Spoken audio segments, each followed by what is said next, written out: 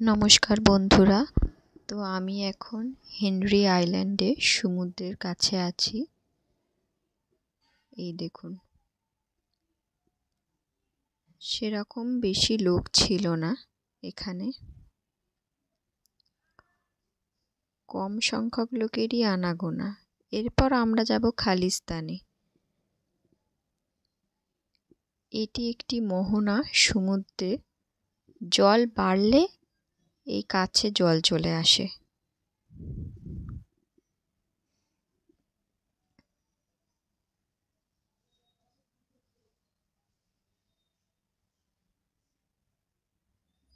আর লাল কাঁকড়া অনেক, দেখুন কাছে যেতেই গর্তে চলে যাচ্ছে। এই দেখুন, এখানে অনেক লাল কাঁকড়া।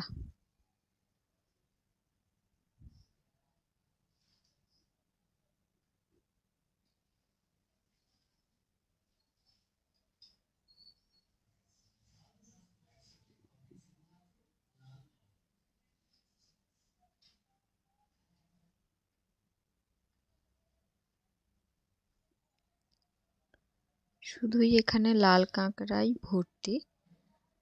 এরপর আমরা ভোরের আলোয় রিসর্টে যাব।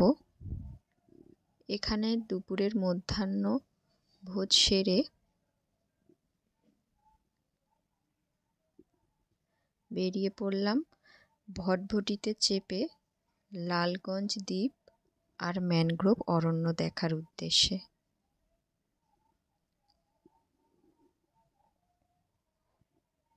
এই রকম রাস্তা দিয়েই যেতে হয়েছে আমাদের।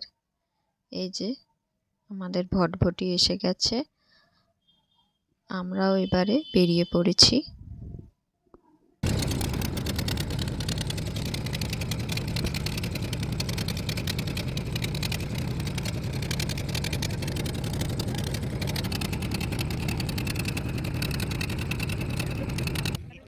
তো আমরা লালগঞ্জ দ্বীপে চলে এসেছি। দেখুন, দ্বীপটা খুব ফাঁকা আর নির্জন।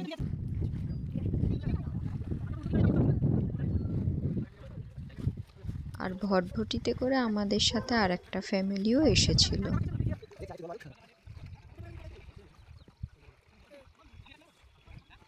এই দেখুন জেলিফিশ, কি সুন্দর না?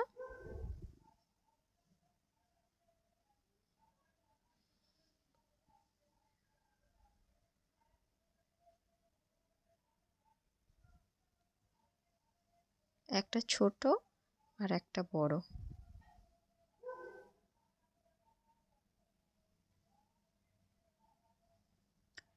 দ্বীপটা শুধু ম্যানগ্রোভ অরণ্যই দেখা যাবে, আর সেরকম কিছু নেই। তবে এই যা ফাঁকা আর নির্জন।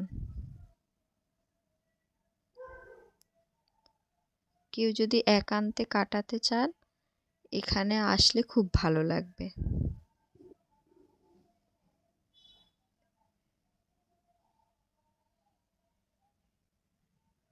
এবার ভটভটিতে করে নিয়ে যাবে ম্যানগ্রোভ অরণ্যের ভিতর দিকে।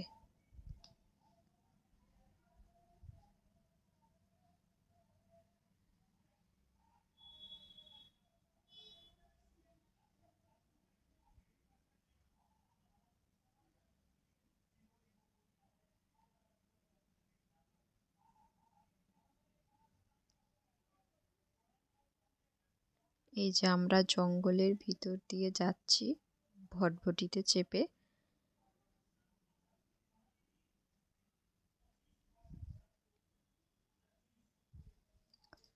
এত ফাঁকা জায়গা,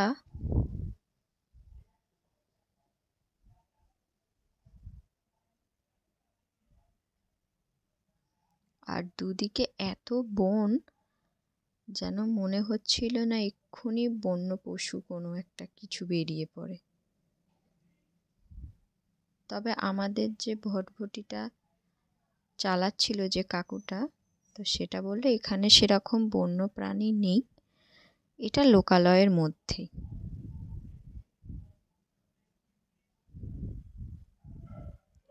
তবে নানা ধরনের পাখি আছে।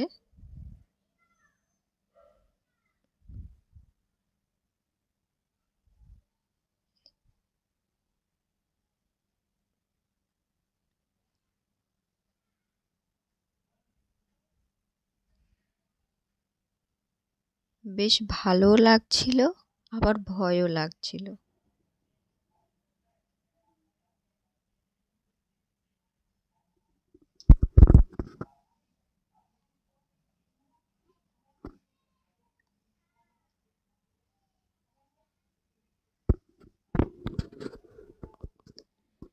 এবার বাড়ি ফেরার পালা। আবার ভটভটিটা ঘুরিয়ে আমরা আবার বাড়ির দিকে রওনা দিয়েছি।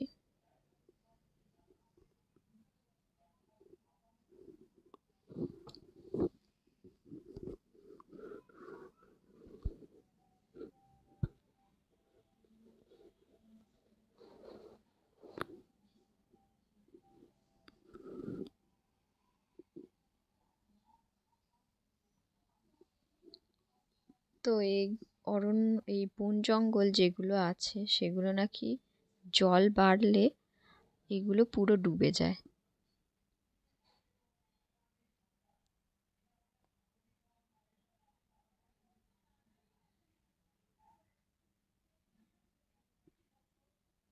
আস্তে আস্তে মনে হচ্ছিল জোয়ার আসছে, তাই জলটা একটু একটু বাড়ছিল।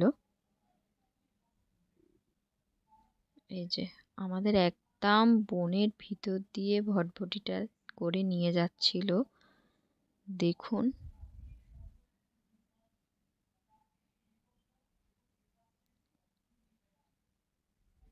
এখানে একটা নৌকা রাখা ছিল বলে আমাদের একটু প্রবলেম হচ্ছিল।